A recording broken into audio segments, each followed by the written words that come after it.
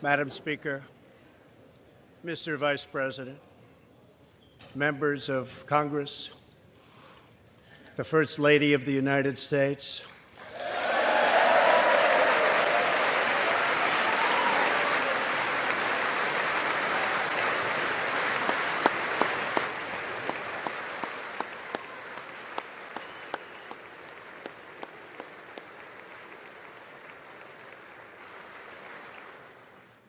and my fellow Americans. We meet tonight at a moment of unlimited potential. As we begin a new Congress, I stand here ready to work with you to achieve historic breakthroughs for all Americans. Millions of our fellow citizens are watching us now gathered in this great chamber, hoping that we will govern not as two parties, but as one nation.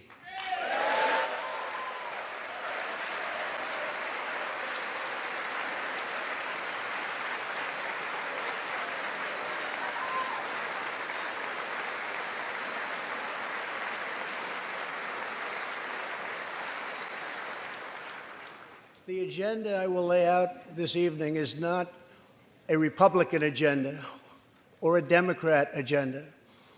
It's the agenda of the American people. Many of us have campaigned on the same core promises: to defend American jobs and demand fair trade for American workers, to rebuild and revitalize our nation's infrastructure, to reduce the price of health care and prescription drugs, to create an immigration system that is safe, lawful, modern, and secure, and to pursue a foreign policy that puts America's interest first.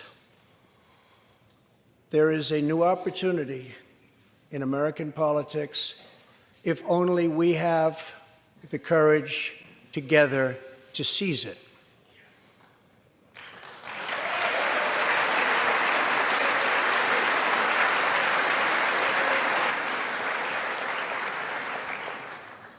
Victory is not winning for our party.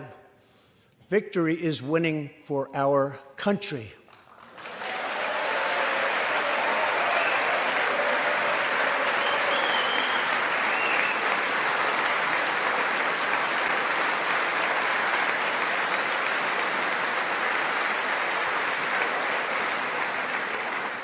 This year, America will recognize two important anniversaries that show us the majesty of America's mission and the power of American pride.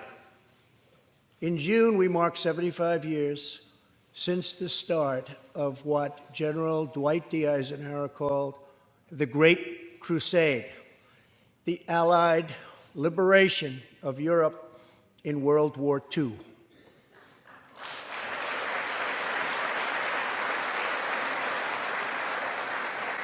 On D-Day, June 6, 1944, 15,000 young American men jumped from the sky, and 60,000 more stormed in from the sea to save our civilization from tyranny.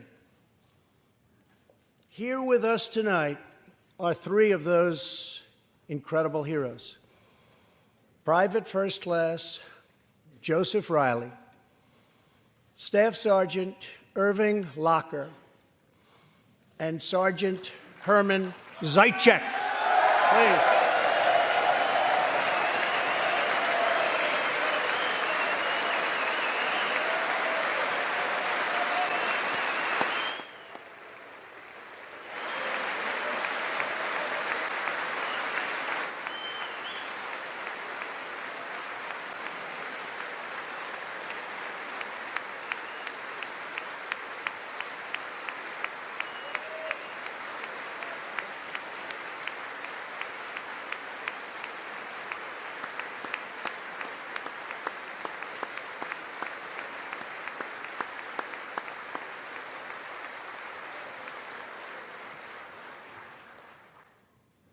Gentlemen, we salute you. In 2019, we also celebrate 50 years since brave young pilots flew 250,000 miles through space to plant the American flag on the face of the moon. Half a century later, we are joined by one of the Apollo 11 astronauts who planted that flag, Buzz Aldrin.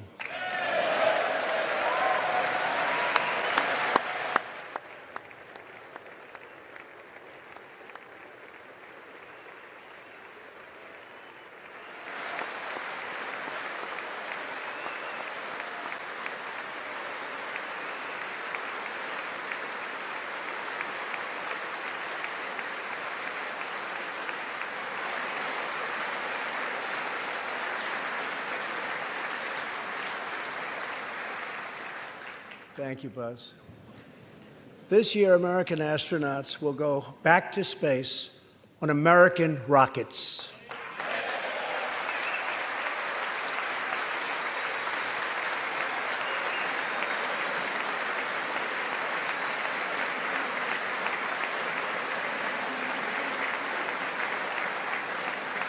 In the 20th century, America saved freedom, transformed science, redefined the middle class, and when you get down to it, there's nothing anywhere in the world that can compete with America.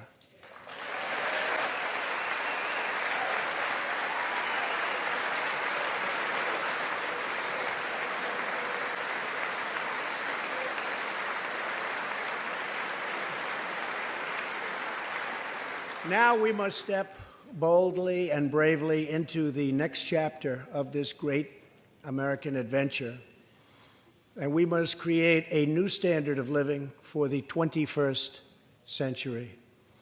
An amazing quality of life for all of our citizens is within reach. We can make our communities safer, our families stronger, our culture richer, our faith deeper, and our middle class bigger and more prosperous than ever before.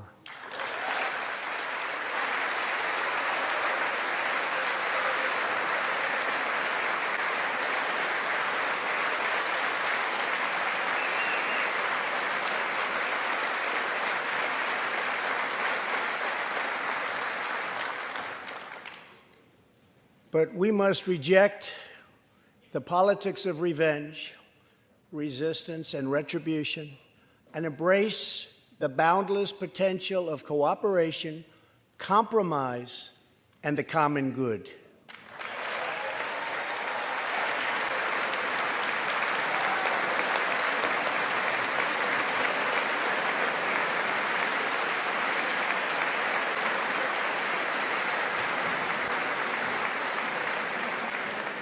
Together, we can break decades of political stalemate.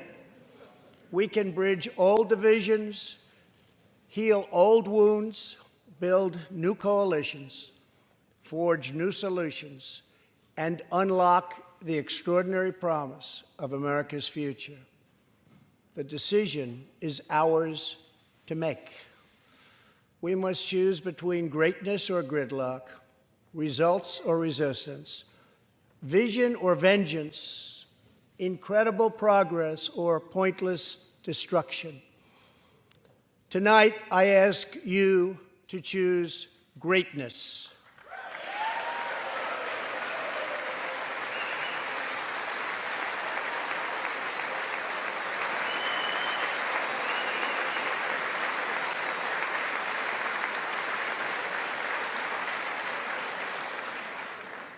Over the last 2 years, my administration has moved with urgency and historic speed to confront problems neglected by leaders of both parties over many decades.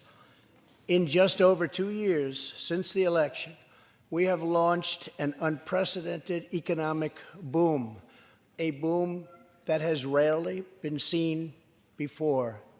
There's been nothing like it. We have created 5.3 million new jobs, and importantly added 600,000 new manufacturing jobs, something which almost everyone said was impossible to do. But the fact is, we are just getting started.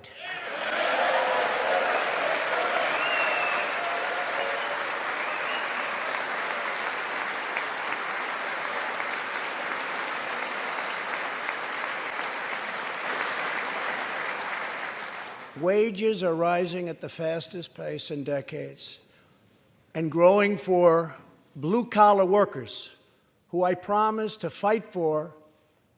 They're growing faster than anyone else thought possible. Nearly 5 million Americans have been lifted off food stamps.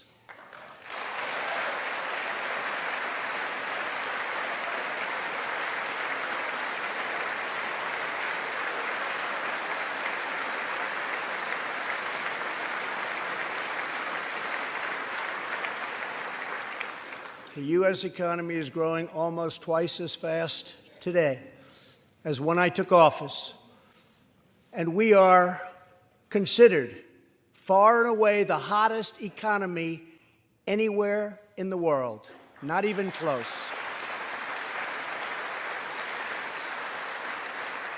Unemployment has reached the lowest rate in over half a century.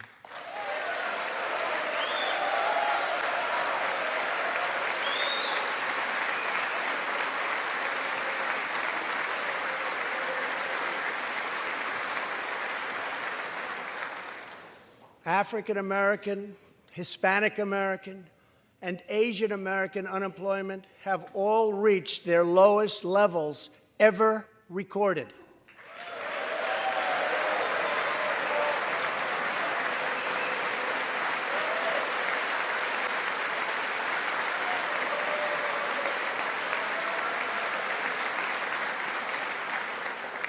Unemployment for Americans with disabilities has also reached an all-time low.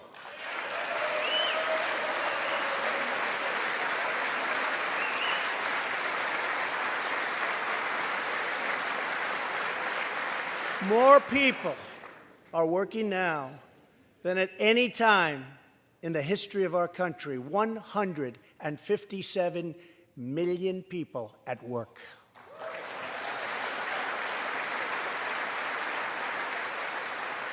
We passed a massive tax cut for working families and doubled the child tax credit.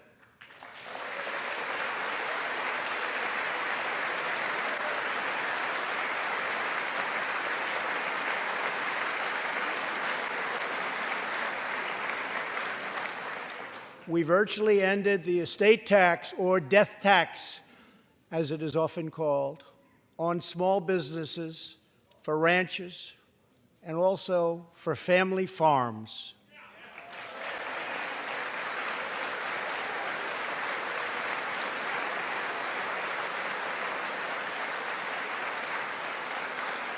We eliminated the very unpopular Obamacare individual mandate penalty.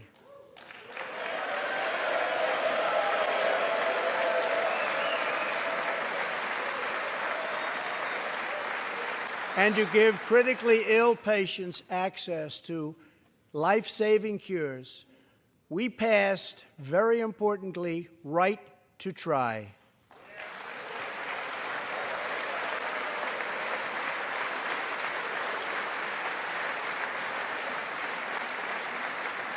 My administration has cut more regulations in a short period of time than any other administration during its entire tenure.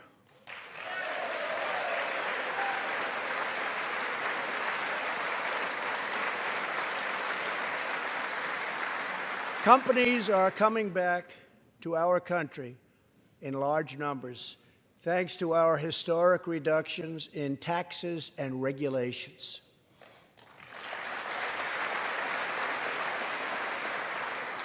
And we have unleashed a revolution in American energy. The United States is now the #1 producer of oil and natural gas anywhere in the world.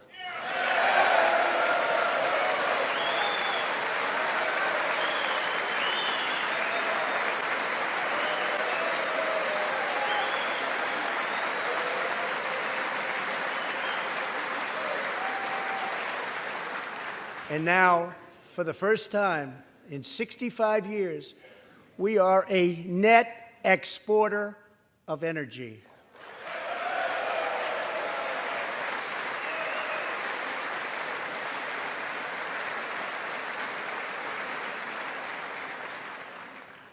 After 24 months of rapid progress, our economy is the envy of the world. Our military is the most powerful on earth by far. And America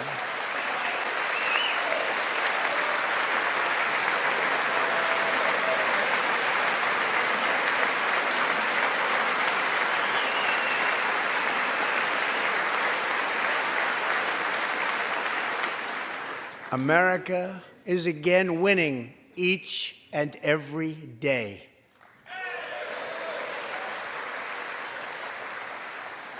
Members of Congress, the state of our union is strong.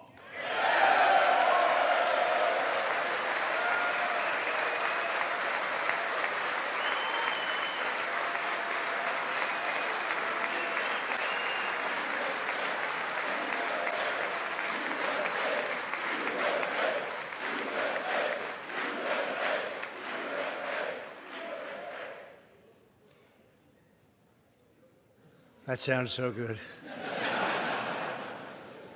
Our country is vibrant, and our economy is thriving like never before. On Friday, it was announced that we added another 304,000 jobs last month alone, almost double the number expected.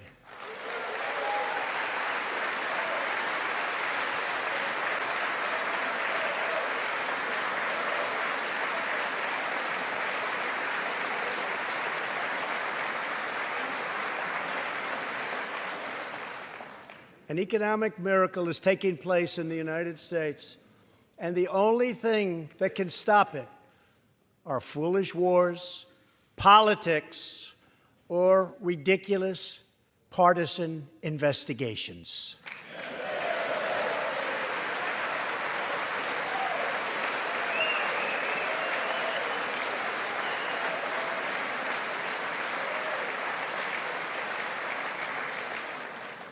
If there is going to be peace and legislation, there cannot be war and investigation.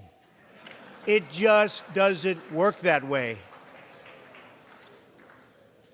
We must be united at home to defeat our adversaries abroad. This new era of cooperation can start with finally confirming the more than 300 highly qualified nominees who are still stuck in the Senate, in some cases years and years waiting. Not right.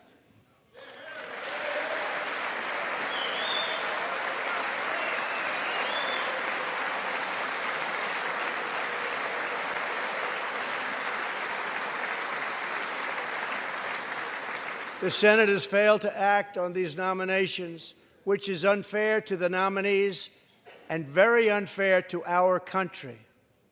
Now is the time for bipartisan action. Believe it or not, we have already proven that that's possible. In the last Congress, both parties came together to pass unprecedented legislation to confront the opioid crisis, a sweeping new farm bill, historic VA reforms, and after 4 decades of rejection, we passed VA accountability so that we can finally terminate those who mistreat our wonderful veterans.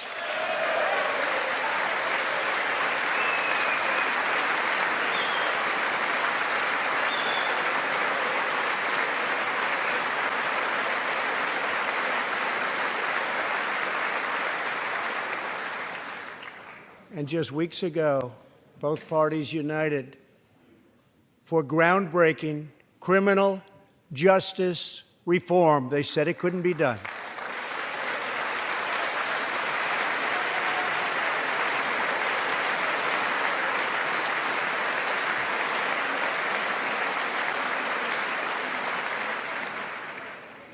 Last year, I heard through friends the story of Alice Johnson.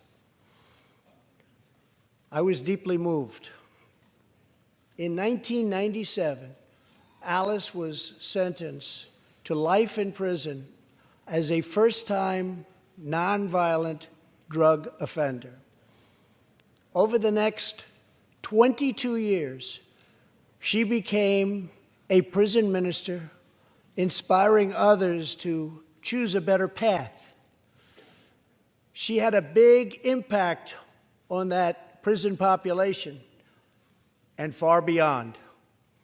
Alice's story underscores the disparities and unfairness that can exist in criminal sentencing and the need to remedy this total injustice. She served almost that 22 years and had expected to be in prison for the remainder of her life. In June, I commuted Alice's sentence. When I saw Alice's beautiful family greet her at the prison gates, hugging and kissing and crying and laughing, I knew I did something right. Alice is with us tonight, and she is a terrific woman. Terrific. Alice, please.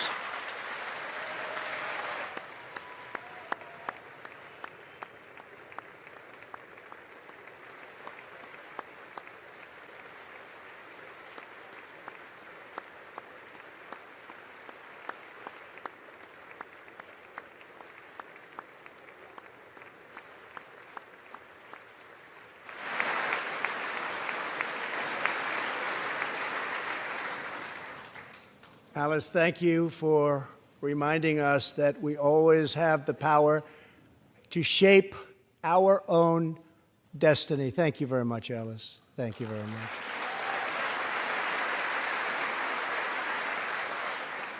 Inspired by stories like Alice's, my administration worked closely with members of both parties to sign the First Step Act into law. Big deal. It's a big deal.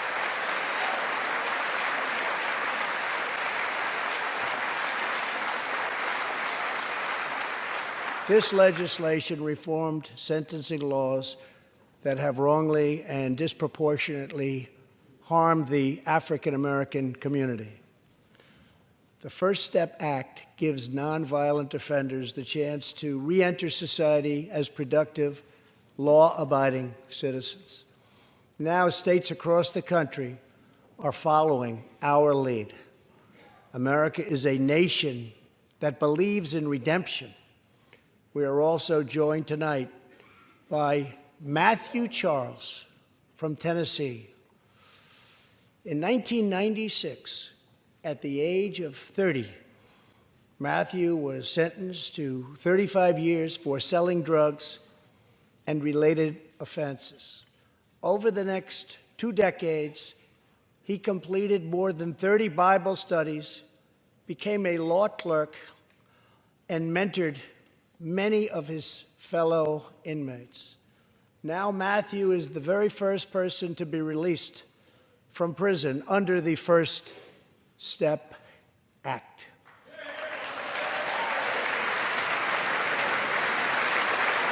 Matthew, please.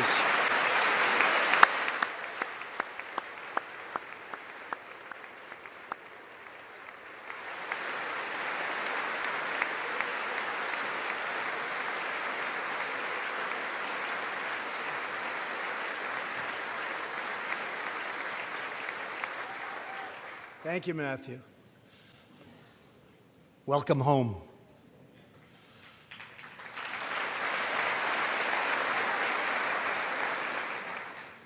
Now, Republicans and Democrats must join forces again to confront an urgent national crisis. Congress has 10 days left to pass a bill that will fund our government, protect our homeland, and secure our very dangerous southern border. Now is the time for Congress to show the world that America is committed to ending illegal immigration and putting the ruthless coyotes, cartels, drug dealers, and human traffickers out of business.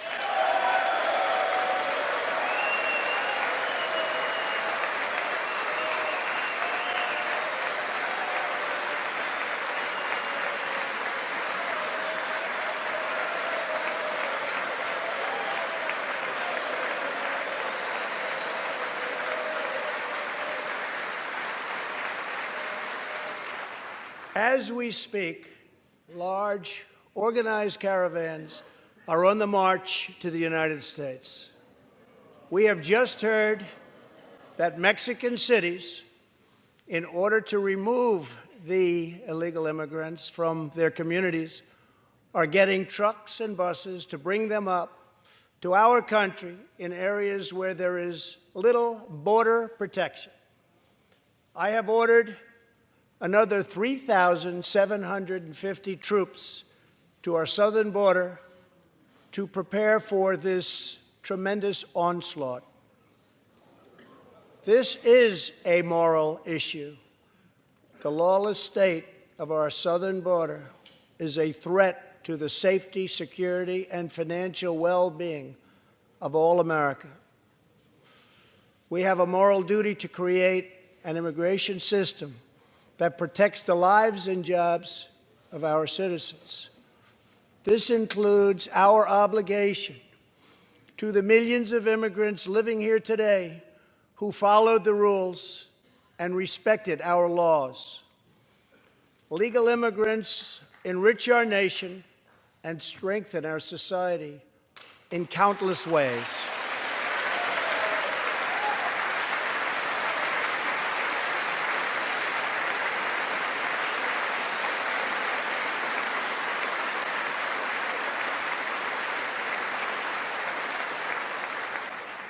I want people to come into our country in the largest numbers ever, but they have to come in legally.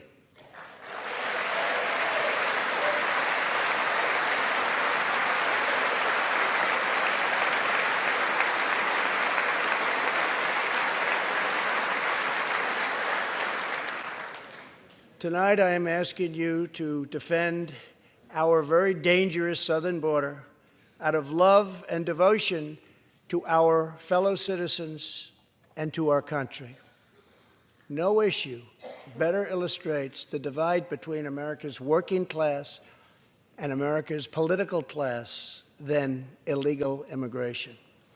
Wealthy politicians and donors push for open borders while living their lives behind walls and gates and guards.